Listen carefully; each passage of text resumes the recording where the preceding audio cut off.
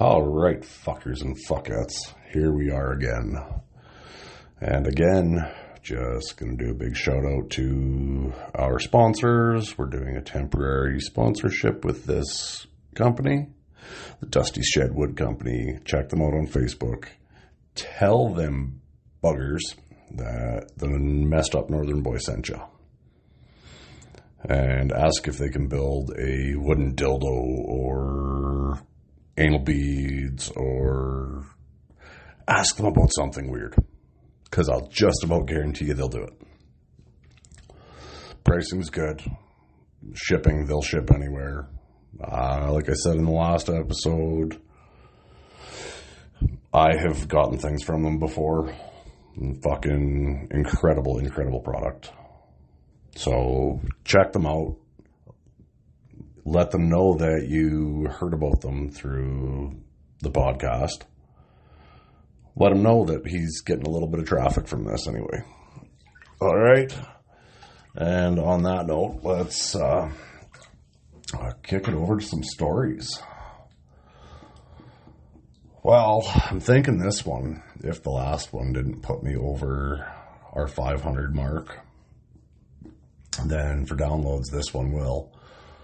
And I believe I did say that if I got 50 subscribers or 500 downloads, I'd do something special. And there's a poll up on Tales of a Messed Up Northern Boy Facebook group right now on things that we should do for that. And go ahead, feel free to add to that poll. So far, the running in the poll is going to be let Cody Funk choose the stories. So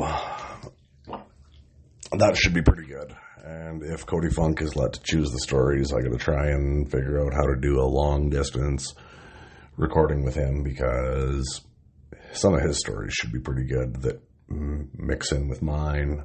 Especially the trip we took out to Newfoundland for a wedding and our crazy mushroom-fueled walk across Grand Prairie. And I'd love to hear, this one I'll tell you.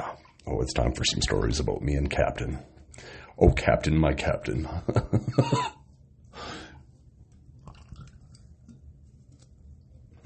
So, me and Captain, we've been fucking tight friends for a long time. But when we first met, we fucking hated each other. Hated. Didn't like each other at all. And we were out cruising around with our buddy Kemi, and the exhaust fell off on his car. We had to cut it off, and right away, the hatred of me and Captain shows right away this night, because everything was a fucking competition.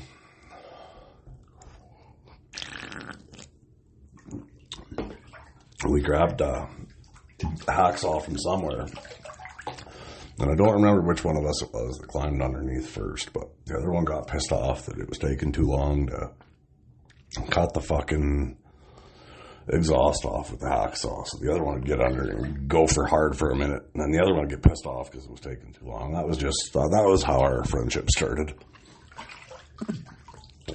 And that was back in the days of 108th. And over time, we grew pretty close and started spending a lot of time together. And he's one of my best friends to this day. He actually comes down to see me where I live now, tries out at least once a year. So when I go back home, I always try, if he's not out in the bush working, I always try and pop in to have at least one beer with him and a quick visit. But that's a little bit harder now because he's got a heterosexual life partner living with him. Yeah, a heterosexual life partner. That's their story anyway. I don't think there's any homosexuality going on there, but you never know, and neither one of them fuckers would ever admit it. But I remember one time Captain had this, it was late 80s, early 90s, Ford T-Bird. Fuck the stories with that car. He actually drove it through a convenience store one time. Well, not all the way through, but he was pulling up to the convenience store. He was going up to get some mix, I believe. And master cylinder for his brakes went. Well, Captain's T-Bird went right through the fucking brick, right through the window. And the story goes, he got out, walked over, grabbed a bottle of Coke, walked over to the counter, put it on the counter, and said to the cashier, put it on my tab. But another time, I think it was after that, there was this school for the it was originally built for the mentally retarded kids. And, you know, me saying shit like that's going to get me canceled. But whatever, fuck it, I don't care. I can't cancel me because I don't give a fuck. I do this for fun. And, oh yeah, we were up there. And I think we were drinking that night. I don't remember if we had or not, if we were just smoking dope. But, he got the bright idea that we needed to see if his car could run the bases at the baseball diamond. So he went through the field, or hopped the curb, over the field, down this little fucking ditch, and onto there. And if I remember correctly, he pulled up to the home plate, and he stopped the car, and he started talking about the pitch coming, and it's a hit. And it's a good hit. And he just put her to the fucking floor and started running the bases in that goddamn car. And then when we were leaving there, I think we got hung up for a half a second. And he had to kind of rock it to get it up over top of that hump because it high centered. And that car finally came to its fucking final resting place. And he put that car through hell. But there was a bunch of them out. I think they went for a booze run. And the captain wasn't drinking that night, wasn't drunk anyway. I know that. Not when this happened anyway. And it was icy as fuck and cold as fuck that night. And he was at the high school, which was only a few blocks away from where we always partied, over on 108. And he was whipping donuts in the parking lot. And he come out of the parking lot and was going to turn back into the parking lot, if I remember correctly. And as he was turning back into the parking lot, that fucking car wouldn't turn. He couldn't get it to stop, but it was slowing down. And I don't know if everybody's aware or not, but vehicles have a crumple point. Well, this is the type of luck that the majority of us have. If it's the bad 1 in a million shot, we're going to catch it. Well, doing probably 10 kilometers an hour at the most, he hit a lamppost right on the fucking crumple point. Destroyed the car. Completely fucking wrote it off. Yeah. At less than 10 kilometers an hour. I don't know what that is in miles per hour for the listeners that I have in the United States. And for those of you that I have down in the States, awesome. Thank you. Keep listening. Like, comment, share. Get this shit out there, everybody.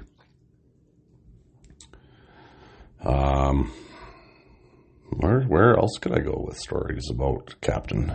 Oh, Captain, my Captain. Oh, so the captain, he worked rigs for years and years and years. And he's still in the oil field now. And he does pretty well for himself in the oil field. And he used to show up, or he'd disappear for 6 months to a year at a time. We wouldn't see him, wouldn't know where the fuck he was, nothing. Just, we knew he was working. Once in a while, I'd get a phone call. Hey, I'm in town. I'm coming over.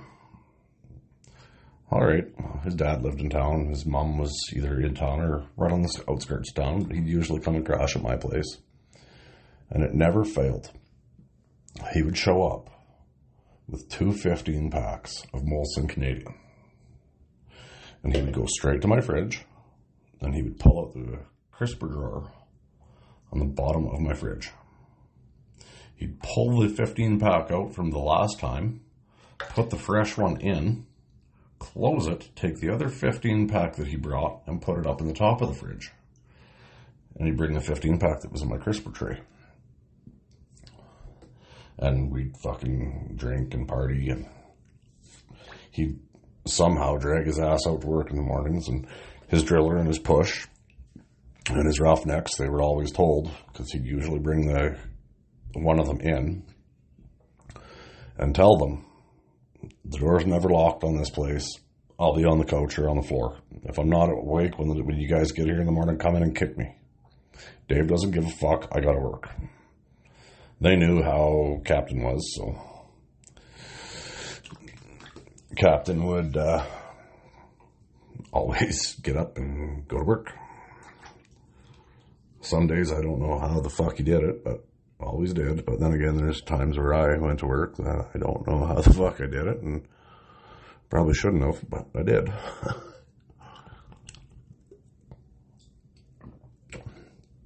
But yeah, we've just gotten really, really close. My kids absolutely love him now. He rolled around in a piss puddle. One of the trailer parks I lived in over the years, every Friday we'd have a fire in my yard. And if he was around, my wife would do fried chicken for him, because he loves my wife's cooking, but her fried chicken was one of the best. That was one of his favorites. And that song, Chicken Fry, always makes me think of nights like this one. Like nights like these ones where he'd come over and we'd sit there and drink beers and bullshit. And sometimes he'd bring new people over, and people from the trailer park would come over and sit and visit with us. Well, the fire pit was in the backyard. And my backyard was always flooded out in that trailer park. That trailer park was built on a slough. And it was a sketchy fucking trailer park. But there was a shed in my backyard, not too far from where my fire pit was, my makeshift fire pit. And I'll tell you about that fire pit. Had landscaping ties, stacked too high, I think. And then I had it filled with sand. And then I had a couple of old semi-rims just kind of sitting there. And that was my fire pit. And I know some of you were thinking your fire pit was surrounded with wood. Yep. Because my yard was so full of water and moisture all the time that nothing could fucking burn. But beside the garage, we used to go and piss. And then when it would get really wet, or we'd have a really, really wet year, we had to build a little bit of a plank system. And it was always great because Captain would walk the plank to go out and piss. Well, we all did, but it just sounds better when I say the Captain would walk the plank. And Captain would walk out there and have his piss. And then you could always tell how many drinks he'd had and how close to falling he was, because he'd get real, real wobbly. Well, the one night, motherfucker, he wobbled his way out there and he stopped at the edge of the shed, held the shed, and had his piss in the piss puddle. And when he went and he let go of the shed and went to turn around, Captain fucking fell right into the piss puddle, right where it was warm, where he had just pissed. Yeah, it was pretty funny. One time, that trailer took was it Cialis or Viagra's or Superman's or one of those make your dick hard pills. And I crushed it up and put it into his beer. And he had a couple more beers after that. And he was like, that's it. I'm out. I'm going home. Yeah. Makes me wonder if he went home and beat off all goddamn night.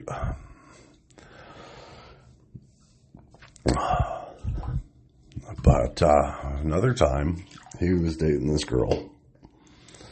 And she was gone, and I had a bunch of mushrooms again. I always seem to have lots of mushrooms over the years. They're one of my favorites. And we were doing mushrooms in the backyard. He was staying at his dad's place.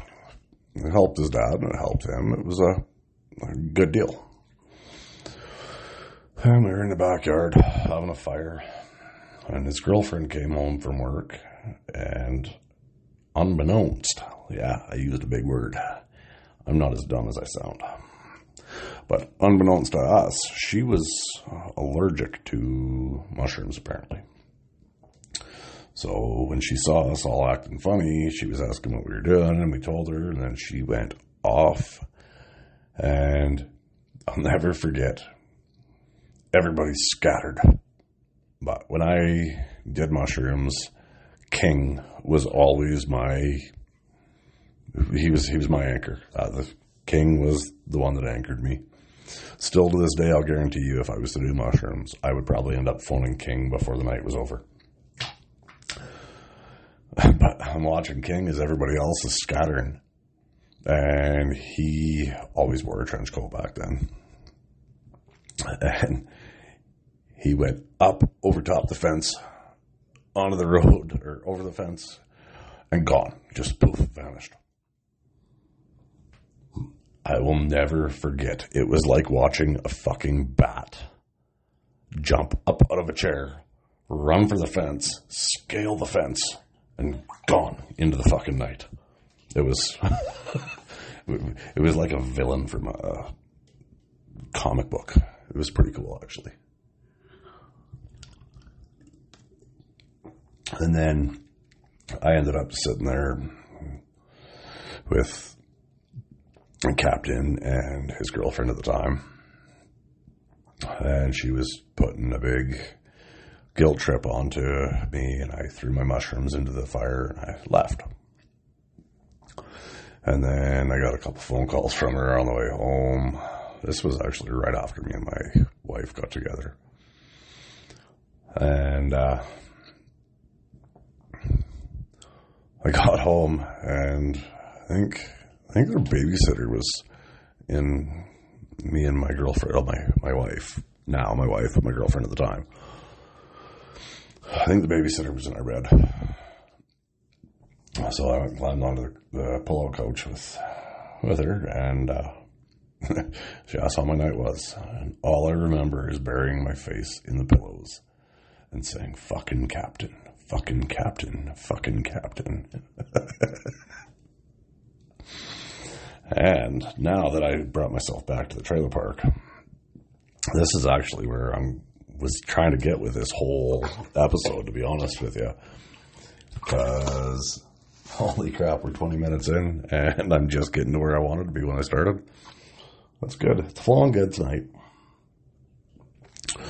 So, me and Captain, we were at my trailer park, which was way out on the east end of town. Like, actually not even in city limits. Just past city limits. And we were drinking, and I had one of those little 49cc mini choppers.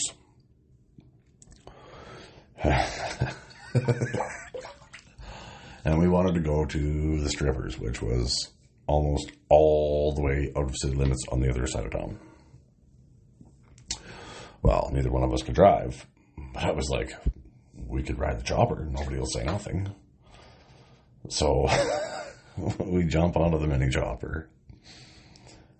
Me driving, and Captain on the back, and pockets loaded down with beer, and off we go And we're about halfway there. And we would have been probably only a quarter of the way there. And he fell off, and I didn't hear him fall off. But I had to stop for a red light. And he caught up and jumped back on. And then we fucked off again, flying for the strip club. And I didn't have to stop again until about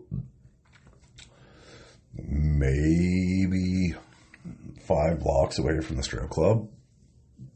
And I had to stop and turned around and talk to him. And captain was gone. I was a co-pilot without a captain, and I don't know how long it had been the case. So I'm like, fuck it. Funk was still managing the strip club, so I was like, I'm going to go see Funk anyway. So I go ripping towards there, and in my drunken stupor, I slammed that little mini chopper into the back of a water hauling semi and destroyed the front frame, or the front forks, broke the fender, I think I bent the front tire, I broke the gooseneck, I believe. Like, I fucking mangled it. I had that fucking thing going as fast as it would go, or damn near anyway. So instead of calling it night and leaving it where it was, I picked it up and started dragging it. Well, I'm dragging it up to the manager's office at the strip club. And all of a sudden the back door opens. And I think it was my bully and Funk. What the fuck did you do, you idiot? And where is Captain?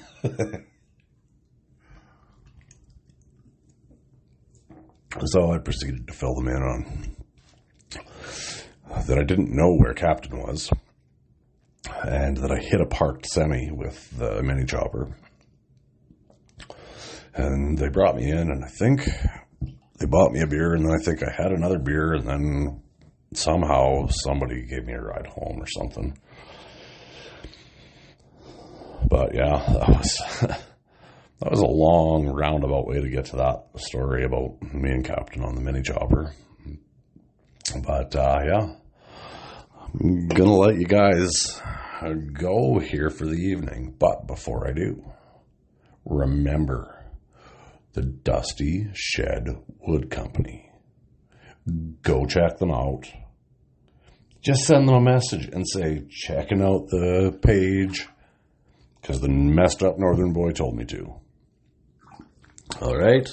And don't forget, go like the Tales of a Messed Up Northern Boy Facebook page. Like, comment, and subscribe to the podcast. And if you feel so inclined, send me an e-transfer for a couple of dollars. Because alcohol's not cheap anymore. And I flow way better when I've got a little bit of drinks. But anyways, don't live 30 seconds, or don't walk a mile in my shoes. Because that won't impress me.